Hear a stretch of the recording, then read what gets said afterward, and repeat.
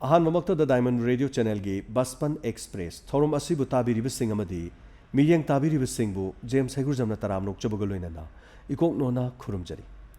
ngasi बचपन express की episode असिगिदमाक खोइना खना नेनेजनननबगिदमाकता नेशनल अवार्डी अमसु ओइरबा दुगुमलबा ओजा अमख अखोइगी स्टूडियोदा अखोइना हाइजरुबदा ngasi स्टूडियोदा लाकपिरे लोइनन ओजासी ममिंग श्री मुतुम तोम्बिमचा ओजा तोम्बिमचाबु अखोइगी स्टूडियोदा अखोइना हाइजरुबदा लाकपिबा सिगिदमाक हनहन थागतजरी यम नुवाइजे ओजा ngasi से लिंक्सिन बिरकपदुगा ओजागी मरमदसु अखोइना खंगजनिंग बमयाम ले अदुगा ngasi थोरमसिगी मतुंगिना अखोइ खंगनम होनजगे होय अदु ओजा अखोइगी हौजिकानजिदा अखोइना अंगांसिंग पिग्लिबा अंगांसिंगसि याम ngana luhongba अदु मखोइसिंग ngana luhongbसिना अखोइगी लाइरिक लाइसु तमदना ngana नत्रगा तमगो ओरगसु ngana luhongba हाइतारे मसे अखोइ इंडिया की मफम कयादि याम पिग्लिबा सही निपान luhongबि चनबि ले अखोइ रमदम सिददि मणिपुरदि मदुमक्ति लेते अदुबु अखोइ चही 13 35 स्वाइदगी चेनबा चोंबा हौबदि दुम लै हाइजरिबो अदु सिगुम्बा सिंगसे ओजाई मोत करी हाइतारे मसी फबने लौदोइरा और फत्तबने दि दुम लैबिरमने ओजाई मोट अम ताजगे समे आई हाइजगे अहानबदा अखोइ डायमंड रेडियो चैनल की थौरम सिबो ताबिरिबा मसुंग यूट्यूब की माइगैदि यंबिरिबसिंगदा आई सागी माइगैदिगी अनोबा सही लाकपगी अनोबा पाउजेल याफा पाउजेल पिजरी लोइनन हौजि हंबिरिबा वाहंगदुगी पाउखुमसि आइबो पिजौ हारगदि समाज अमा सेम्बा मतमदा नुपी अमसुंग नुपा अनिमक्सिगी चप मानबा दायित्व लै हारिबा दायित्व सि नुपी ngakतना लौबसु यादबा नुपा ngakतना लौबसु यादबा अदुरगदि अनिमक पुन्ना दायित्व लौमिनबा अमा चंगनिको अदुरगदि मतम अमदा नेपोलियन हाइबा लानमि लुसिंगबा अमखकना अफबा इमा अमा पियु पृथ्वी जॉय तौगे यस हारिबा पॉइंट सिदा लाकदुरिबनि हजिकी हंबिरु वाहंसे अफबा ममा अमसि अखोइना मतौ करमना ओहनगदगे हाइबा मतमदा पिकलिंगाइदगी सेमहौद्रगदि महाकी मैच्योरिटी महाकी वाखलोल महाकी इथिक्स महाकी लमचट पुनमक्सि महाकी नौरिंगाइ पुनसिद सेमहौगदौ हाइरिबा नौरिंगाइ पुनसिद सेमगदौबा मतमसि अखोइ अंगांगी मसा मऊ फबसि कराइदगी अमसुंग ब्रेन फबसि कराइदगी सेमबगे हाइबा मतमदा अखंग हाइसिंगना ताकपिबगी मतुंगिना ममा अमना अंगांग अमा कंसेप्ट ओइबदगी हौना अंगांग असिगी ब्रेन सि डेवलप तौबा हौख्रबने हाइरिबा तंजा सिदगी हौना अखोइना अंगांग सिंगसि मखोइगी मोरल अमसुंग मेंटालिटी सि सेमगतपा हौरबने हाइरिबा ngasi अखोइना लाइरिक तंबीबा हाइना तंबीरिबसि अखोइ मखोइदा याउरिबा इनेट पावर खरा मखोइदा याउजरप शक्ति खरदु सिजिनबा मपुंग फाना सिजिनबा तंबीबने हाइजरिबा कनागुम्बा अमतना मी अमबु मी ओइनबा सेमबा ngamde तरुमसुंग हाइरिबा ममा सिंग असिना अफबा ग्यान लौसिंग अमा लैरगदि हाइरिबा मागी पुनुंगदा लैरिबा अंगांग सिंगसि अफबा मचा अमा सोदरमि पुथोखने हाइरिबा अदुबु मतम चादना महाकी ग्यान लौसिंग तानगदौबा टीनेजर की मतमदा लौसिंग तानगदौबा मतमसिदा महाने युम कै पानसलगा इमुंग मनुंगी अवा अना नत्रगना अतोप्पा वाखलोल अतैदा हेना थाददुना लैखरगदि महाकी कंसेप्ट अरकदौबा अंगांगदुगी हयेंग सागत ब्रेन सागलम मतमदा लैगदोरिबा मेंटालिटी से याम थाक नेमना लाकने अदुरगदि अंगांगी ममा सिना खरा मैच्योर ओइना युम पालगदि वाखल लौसिंग लैना निंथिना लारिक लाइसु तमगा ग्यान लौसिंग हजिक चनरिबा सोसाइटी सिदा करी चली हाइबा ट्रेंड दु महागना निंथिना फॉलो तौदना महागना मजदुबु अप्लाई तौरगा युम पानबु ओइरगदि हाइरिबा माना पोलकदुबा अंगांग दुसु जस्ट अदुम मपुंग फाबा अंगांग ओइगने हाबा अदुननि हजिक हंबिरैबा अर्ली चाइल्ड मैरिज सिना सुहनगदोरिसि तुंगी सोसाइटी अमनि जेनरेशन अमनि मसी अखोइना अंगांगबु अखोइना लेबाक अपेटबगुमना सेमे हाइरगसु महाकी मेंटली इनेट अखोइ इनहेरिट तौखरबा मागी पावर दुदी हापसन खरबा शक्ति दुदी अखोइना लौथु उबा नत्रगना सेमदोकपा ngамोय अदुनदि महाक ममा सिना अमसुंग मपा सिना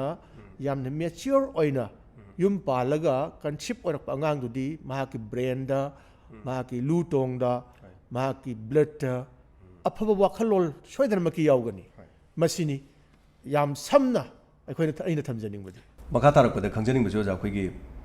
ꯇꯣꯉꯥꯟ ꯇꯣꯉꯥꯟꯕ ꯑꯉꯥꯡ ꯀꯌꯥꯃꯔꯣꯝꯁꯨ ꯑꯣꯖꯥꯅ ꯑꯩꯈꯣꯏꯒꯤ ꯑꯣꯖꯥꯒꯤ ꯁ꯭ꯀꯨꯜꯁꯤꯗ ꯍꯥꯏꯇꯥꯔꯦ ꯑꯣꯖꯥꯒꯤ ꯁ꯭ꯀꯨꯜꯁꯤꯗꯤ ꯑꯗꯨꯝ ꯃꯃꯤꯡ ꯑꯗꯨꯝ ꯂꯩꯖꯔꯦ ꯍꯥꯏꯔꯤꯕ ꯑꯩꯈꯣꯏꯒꯤ ꯑꯗꯨꯒ ꯑꯣꯖꯥ ꯃꯁꯥꯃꯛꯁꯤ ꯑꯩꯈꯣꯏꯒꯤ ꯇꯥꯕꯤꯔꯤꯕ ꯌꯦꯡꯕꯤꯔꯤꯕꯁꯤꯡꯗ ꯑꯩꯈꯣꯏꯒꯤ teachers state teachers award government of ꯃꯅꯤꯄꯨꯔꯅ ꯁꯦꯞꯇꯦꯝꯕꯔꯒꯤ ꯇꯥꯡ 5 ꯏꯪ 2017 ꯑꯗꯨꯒꯨꯝꯕ ꯃꯅꯥ ꯄꯤꯕꯤꯈ꯭ꯔꯕ ꯑꯗꯨꯒꯨꯝꯕ ꯑꯣꯖꯥꯅꯤ ꯑꯗꯨꯒ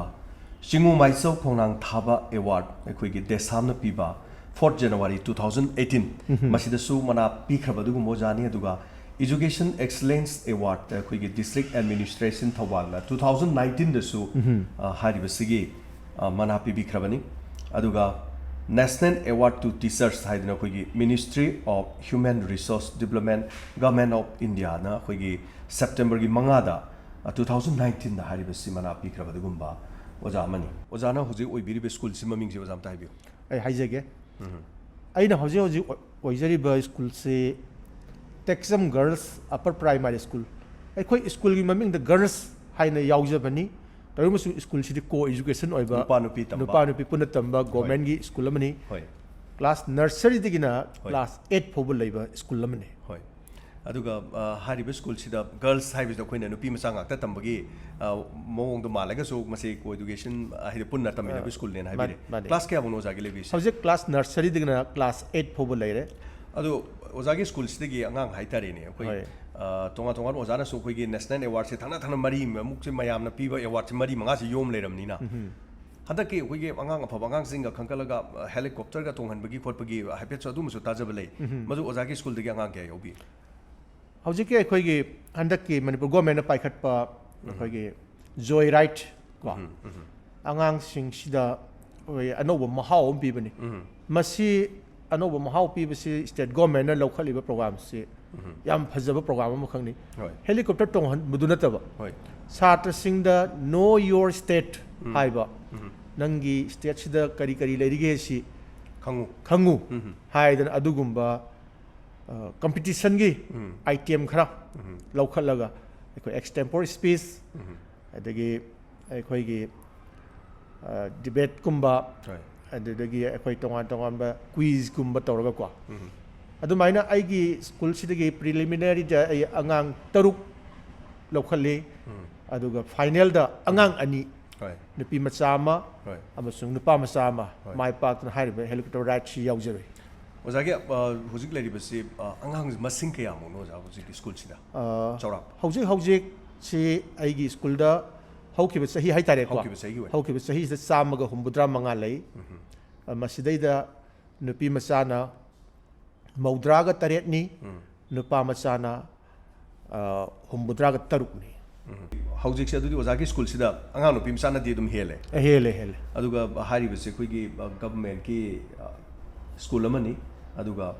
तोंगान खुदोंग चाबसिंग हाइतरे ओजा मसिदा खुगी यूनिफॉर्म अदगी खुई तोंगान मिड डे मील गी अदगी खुगी एक्स्ट्रा ट्यूशन तौबगी खुन सुम ताजबदा स्कूल सि यामना ओजाना थवाय यावना हाइतरे मसिदा स्कूल से खुई गवर्नमेंट की स्कूल नी गा हायरगा मयामना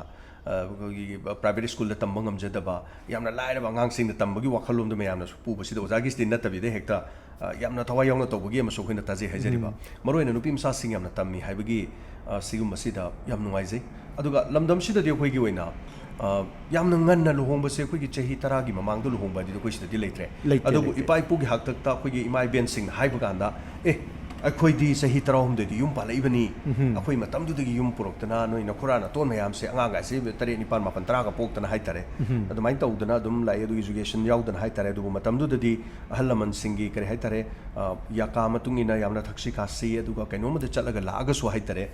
हौजिकी ओइबा साइंस की जुगता अना अयेकी हाइतरे याम ngana mayum palagadi nupidasु mundaba hai ama khoina namdana haidu sizinabugumna miobigi punsidu de masu namdana mama ohenbaduna maduna oirakadori bawjana so habikre mama matik charaktabaduna macha su matik charaktabi yabagi haitare sigumasi maduga khoigi program sigi matungina so khoina khangjaningbusi nupi masa singsi lairik tamu aduga chahi matam chana yum panbagini khoina yamna changsanjari ba haitare unicef ki makhada aduga khoigi Community Radio Association haidana New Delhi da masi leiriba association siga loina program se khoi sponsored tawbani khoi supported by adum khoi se tawraga haitare do khoi mafam kya da leiriba sing sida khoi tonga tonga ba hauji ki matam sibudi thodo hendo mi am da tak pagi thodo pu matam du yogdre loina knowledge leiner ka so haitare pikli bangang sing grassroots leiriba sing radio si tabi rakata is sigum program ama tarubadi wakalo na kidang change laga de khoi gi khoi khongthang se mai pakadori ni hajari ba khoi na lokhachari ba khongthang jo zakari ne ba jan lobi bi sidi yam phai haibdi hauji ki leiriba train se sidagi chahi decade muki mamang da di khoi gi yum pan bagi matam se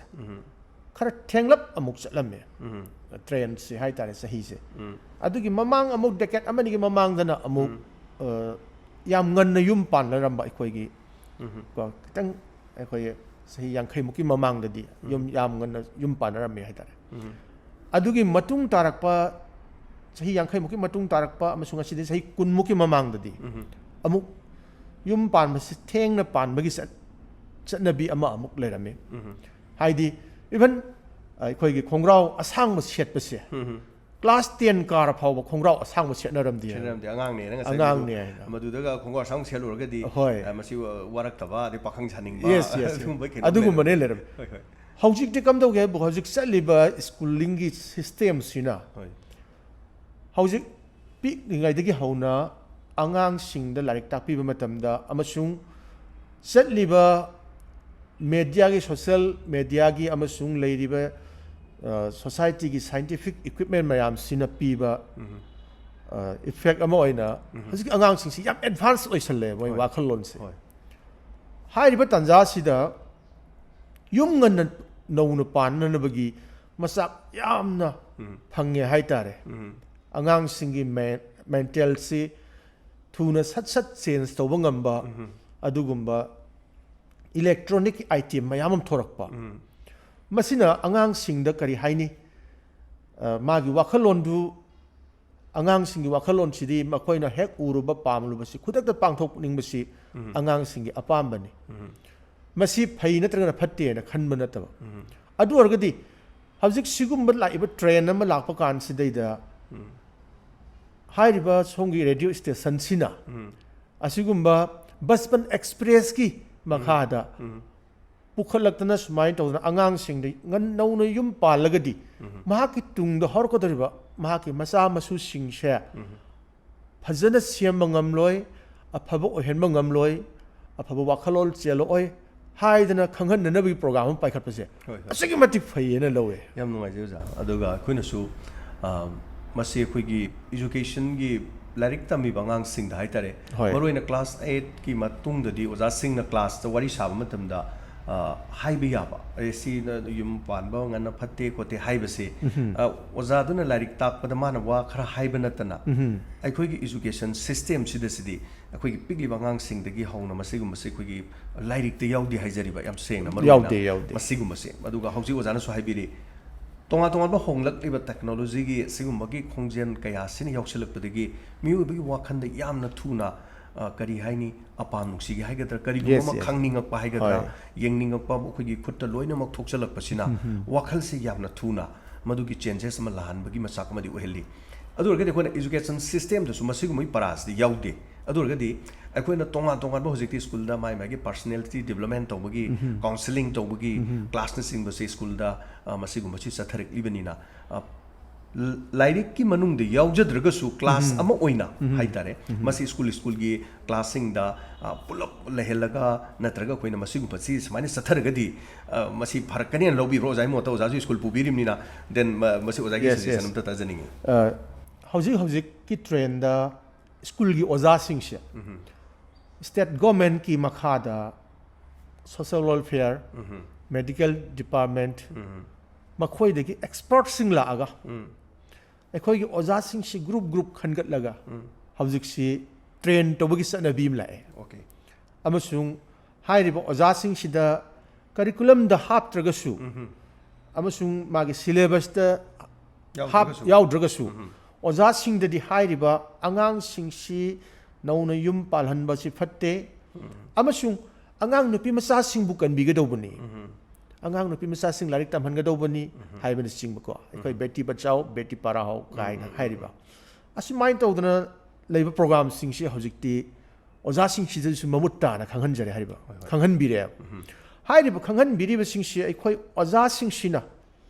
sapsana mahaki school sida implement tawbiba haibidi nomugi amuktang orbasu aniraktang orbasu angang singda makhoi gi hojik leiriba wakhalol amasung tungda lakadoba lehogadoba generation gi matangda khanghan nanabagi wahai macha amamamtang nutigi assembly da oza amamamna wahai manga tagi na tara phodang haibiraba adurgadi makhoi gi wakhalol dasu change ma lakane khalle ado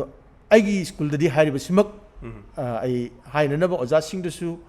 sapchana oza sing punna tana jai amasung haisu haijai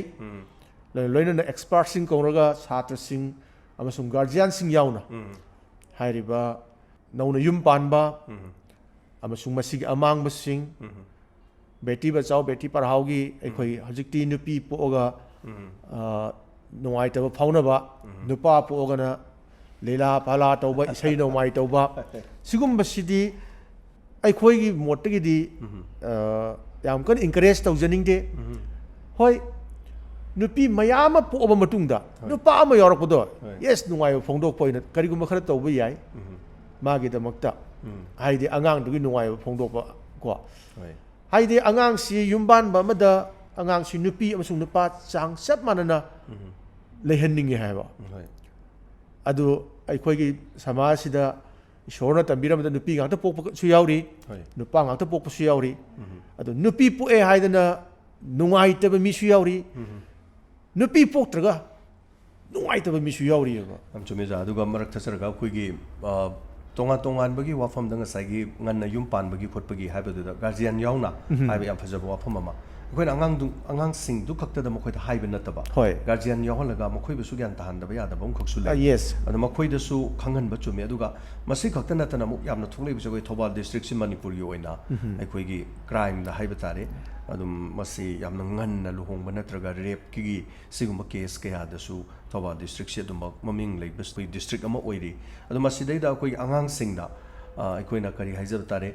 juvenile si karam chahi dagi juvenile oi aduga akhoi luhongba matam da su akhoi na chahi 35 suragadi luhongba yare nupina nupana kun mathoi suragadi luhongba yare haiba cp adubu masi yamna minimum kainoni madudama he hongadabni haibadi nate hongba taragadi haibani kanagumba na angang sing akhoi chahi 30 throka surukuna nupi macha mobile khara pai adagi nupa macha ngai khangna jaruruga di chen ba chongba hek tawi adudi akhoi gi child line Thobal gi leidiba su district ki leiba sing sinaga madu phadok punthongna duna madu yade haidana phaba khotpagi akhoi Thobal district yam leiki aduga masigum basi leina mama mapana SJ lurabani na nungaite mi mamangda ikaijai masi pithokraji ga haraga thingaga so nongalaga chenjhalalaga pithokiba lehengiba namdana tawba siam yawi masida mama mapa singsu gyan tahanba chumbra haiba sima leiriuja aduga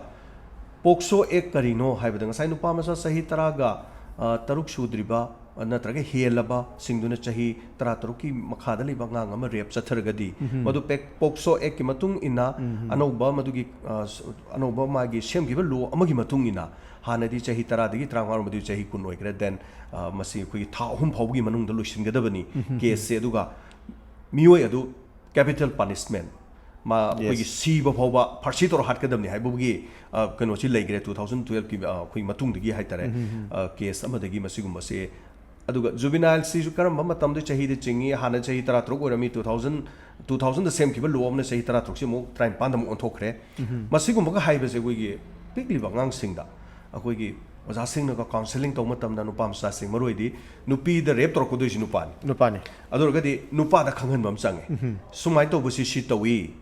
sahi sudaba mada samai to roga di si tawi kari gumana na sahi sudraga sunang tha hum da kan sahi 13 surba nupa mana ma 35 sudri bani na samna da nirbya gi case da yauri chi sahi 13 ki anga ma yawi adu ma si tha sahi ohum khak jeler ma tha dokre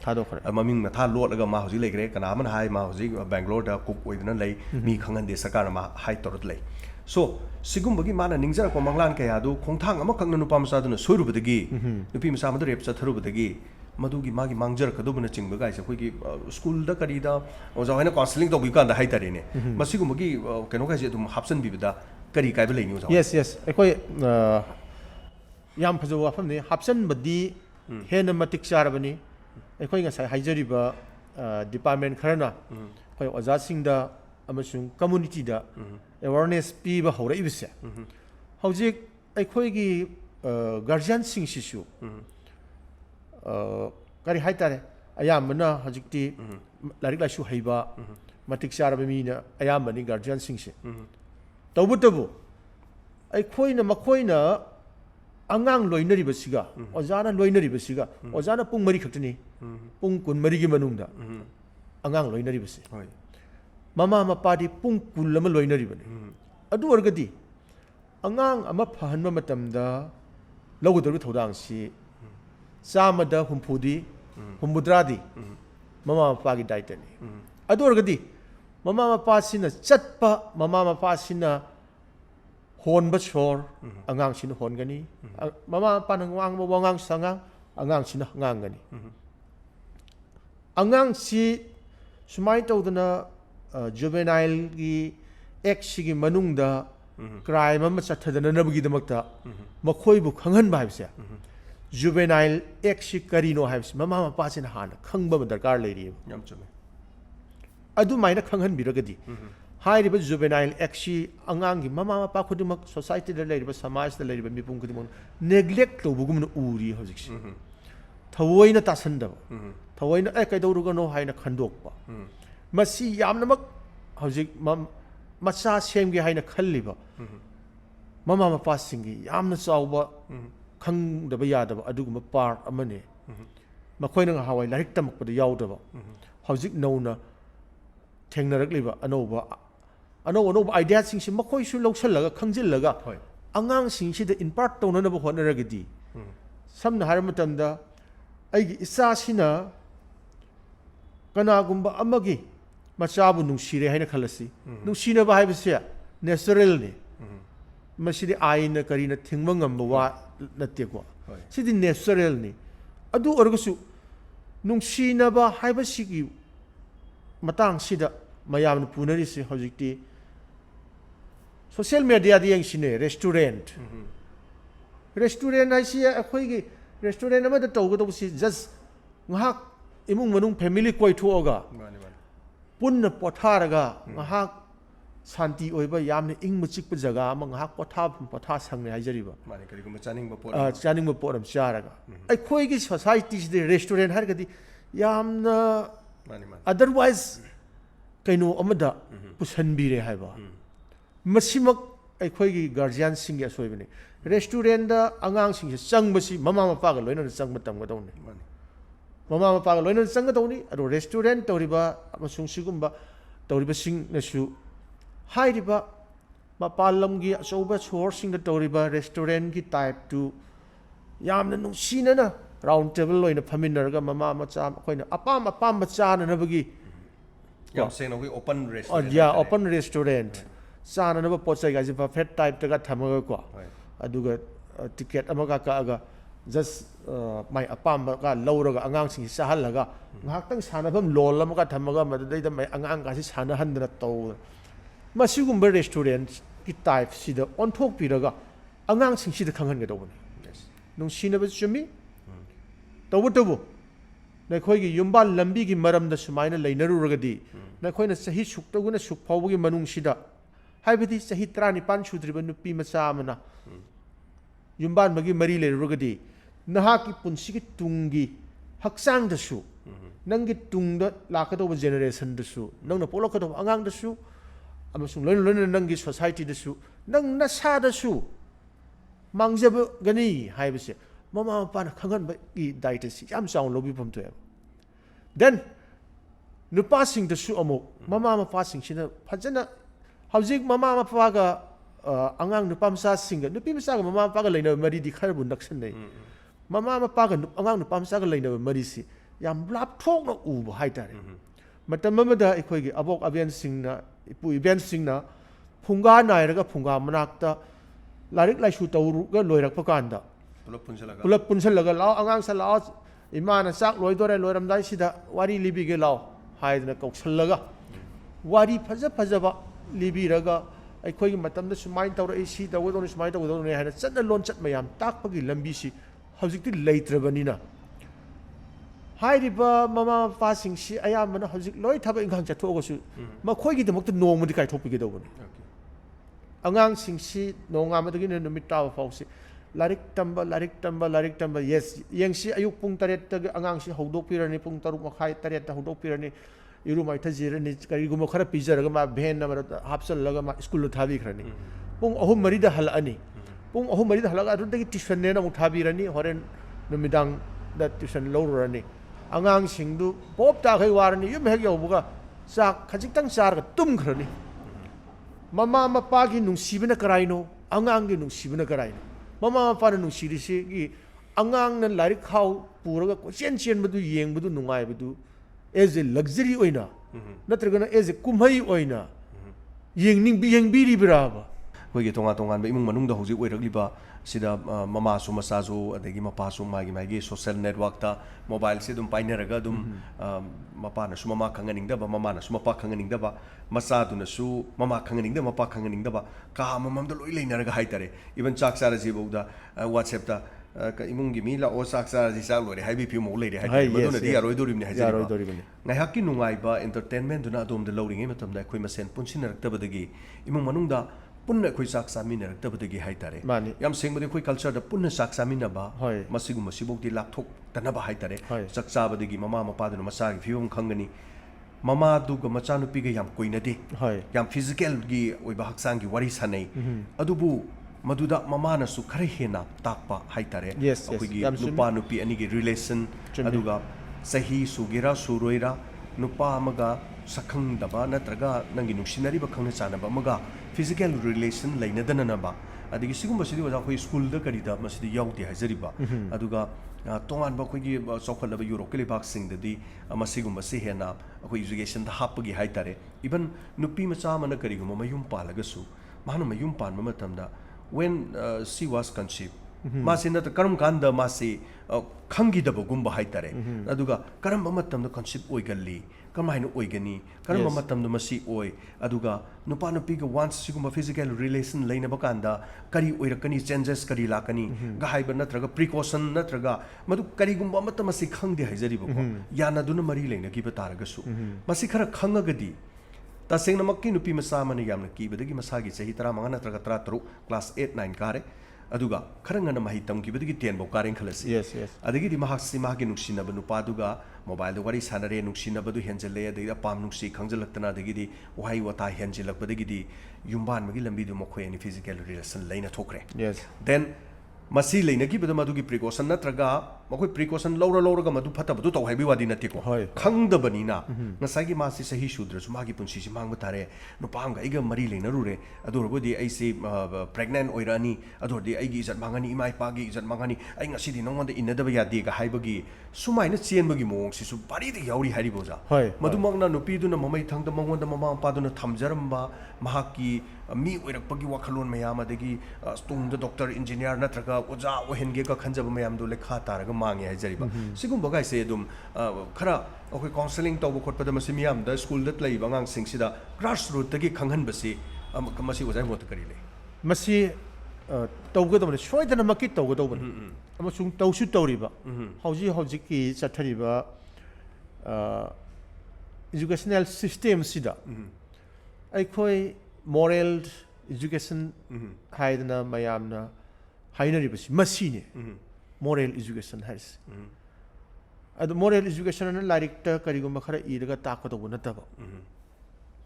ꯑꯩꯈꯣꯏ ꯁꯃꯥꯖꯁꯤꯗ ꯁꯣꯁꯥꯏꯇꯤꯁꯤꯗ ꯀꯔꯤ ꯆꯠꯅꯔꯤ ꯆꯠꯅꯔꯤꯕꯁꯤ ꯇ꯭ꯔꯦꯟꯁꯤ ꯐꯔꯤꯕ꯭ꯔꯥ ꯅꯠꯇ꯭ꯔꯒꯅ ꯐꯠꯇ꯭ꯔꯕ꯭ꯔꯥ ꯁꯨꯃꯥꯏꯅ ꯆꯠꯂꯒꯗꯤ ꯐꯠꯇꯦꯀೋ ꯁꯨꯃꯥꯏꯅ ꯆꯠꯂꯒꯗꯤ ꯐꯒꯗꯧꯕꯅꯤ ꯑꯐꯕ ꯑꯣꯏꯒꯗꯧꯕꯅꯤ ꯁꯤꯒꯨꯝꯕ ꯑꯐꯕ ꯂꯝꯕꯤꯁꯤꯗ ꯇꯨꯡ ꯀꯣꯏꯅ ꯆꯠꯂꯒꯗꯤ ꯅꯪꯒꯤ ꯇꯨꯡꯒꯤ ꯄꯨꯟꯁꯤꯗ ꯍꯦꯟꯅ ꯑꯐꯕ ꯑꯣꯏꯒꯅꯤ ꯏꯃꯥ ꯕꯕꯥꯒꯤ ꯂꯣꯏꯅ ꯅꯪꯒꯤ ꯄꯥꯔꯠꯅꯔꯁꯤꯡꯒꯤ ꯅꯪꯒꯤ ꯅꯦꯛꯁꯀꯤ ꯐꯦꯃꯤꯂꯤꯗꯨꯃꯒꯤ ꯑꯆꯧꯕ ꯗꯥꯏꯇ ꯂꯧꯒꯗꯧꯔꯤꯕ ꯅꯪꯒꯤ ꯄꯨꯟꯁꯤꯗ ꯑꯐꯕ ꯑꯣꯏꯒꯅꯤ ꯑꯗꯨꯕꯨ ꯃꯁꯤꯁꯤꯡꯁꯤ ꯂꯣꯏꯅꯃꯛ ꯀꯥꯎꯊꯣꯛꯑꯒ ꯑꯩꯒꯤ ꯉꯥꯏꯍꯥꯛꯀꯤ ꯑꯣꯏꯕ ꯋꯥꯈꯜꯗꯣ ꯃꯁꯤ ꯈꯟꯗꯅꯅꯕꯒꯤꯗꯃꯛꯇ ꯑꯩꯈꯣꯏꯅ ꯁ꯭ꯀꯨꯜꯗ ꯍꯥꯏꯔꯤꯕꯁꯤꯒꯤ moral education pibasi yam darkar lei pige tawbuni soi soi dharma ki pige tawbuni aikhoi nupa macha amasung nupi macha punna tamba co educational school sing sida aikhoi nupa macha ga nupi macha ga si yarbi makhai mix up toraga phamhen ba phan se kwa akhoi class ta phamhan ba ka si mix up toraga phamhan ba sigum ba ka si phamhan laga makhoi bu yamna kari haitare free wakhanda free oithon ba ko makhoi na nauna thengnaba pot amaga nuti gi thengnaba pot amaga nauna thengnaba pot na henna khangning ba henjale ba adugumba ka si ko na ba piklingai digi hauna angang sing si nupi macha ga nupa macha pun pun phamin laraga sum chawkhat minara ha gadi makhoi gi apam nungsi akhoi gi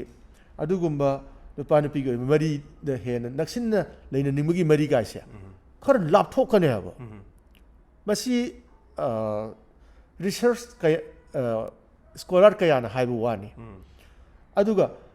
karigumba nupa macha ga tamba school amadagi nupi macha ga tamba school amada nupa macha am sanghalen khalasi mahaksu nupi macha di maratu wa ngang banga maroi den amung nupi macha mak tamba school amadagi nupa macha mak tamba school da hajansi ma wa ngang banga maroi adur gadi amuk makhoi ni gi physical amasung natural kaino si makhoi na hek expose tawna ba natraga na thengna rupa matamda makhoi da phawgo do ba sudden feeling sing do mudu angang oringai digi punna band sam da phaminaraga hominara porgadi madugi sudden feelings to phawroi amasung hairiba haujiki makhoi gi yam thuna makhoi gi marakta amaga physical relationship lainabagi imban mari lainabagi wakhan ga se lapna lainara kani aina khalle yam ngai joja madu ko khoi tasengna mama ga machanu pi ga koina da badugumna hoy mapa ga su machanu pa ga yes khar yes koina da baduga iban mama ga machanu pa ga su khar koina bi da ba haitare ibungo sumai tawi nupi haiba se sini nupa haiba se sini aduga masiguma relation se lainaba se sumai tawrodi sumai tawi samai tawdi sumai kanamta takna de hariba ikai hangoina ba masi haiba panba ikai jaba haigadra madugi ikai ba kharadu gi yengi ngaida hayeng mama mapa du chenthara kadoriba sagai chenthara kadoriba mangak kadoriba tungi kadoriba mayam si khannadraga masina crime di khara dara kadra haiba sini aduga ngasigi akoina thamjariba topic si maroina anupi masa sing si yam ngana luhongba aduga makhoibu mahi tamhanba haiba masigi team si dane koni episode si mathang naw yam nai na satha jagada ba aduga mani oza ngasi lingsin birap yam nungai je aduga oza gi leifam se mukta haibiu ai gi leifam se thobal district ki koi khongjom mayai lekai ai gi babagi mingse mutum nimai singh aduga ai gi imagi ming mutum mongbit tamu devi adu ai isagi mingse ai gi mingse mutum Tombimacha Singh ko ai hauji si Texam Girls Upper Primary School sida hauji si headmaster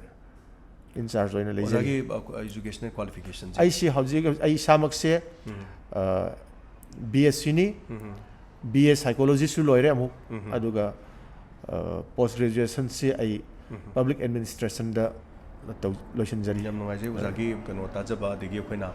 tonga ba award kya wajana tawbada haitare degi wajana puri school sisu koigi chahi 2019 gi best school of the year gi mana masu phangbiba hoi wajagi school si madu masu khoina taji koi yam appreciate yam tawje adu makha tar pada koigi school gi tangkak ama da haitare wajagi school da su lakcharaga koigi oiribe school gi mong matau tu su koi miyam da khangan bo han bagi program am so koi nong ma soidana tawjarake aduga yamna government ki school mana haitare sumaina sangsilak bagi mong si ubada koi da su yam nungai ba haitare aduga tasengna maki government ki school sing sina mai paglak buduni khoina su ngai riba aduga koi education system sida government sina kitang hanthare khan baduda miyam sina su masa masu di phaning banina mai ki school ama mam khanjaba leiraga su haitare aduga government ki school sing mai palak pasing manung do jagi oibase masi su yam nungai je aduga oza yam nungai je hana ozagi tungi punsida ozagi khoi gi kenoda khoi gi tangka kya da haitare adum mai pak oza oibiro ꯑꯗꯨꯒ ꯇꯁꯦꯡꯅ ꯉꯁꯤꯒꯤ ꯄ꯭ꯔꯣꯒ꯭ꯔꯥꯝꯁꯤ ꯑꯣꯖꯥ ꯑꯩꯈꯣꯏꯅ ꯍꯥꯏꯖꯔꯨꯕꯗ ꯂꯥꯛꯄꯤꯕꯁꯤꯒꯤꯗꯃꯛ diamond ꯔꯦꯗꯤꯑꯣꯒꯤ ꯃꯥꯏꯀꯩꯗꯒꯤ ꯍꯥꯏꯅꯤꯡꯉꯥꯏ ꯂꯩꯇꯅ ꯊꯥꯒꯠꯆꯔꯤ ꯊꯥꯒꯠꯆꯔꯤ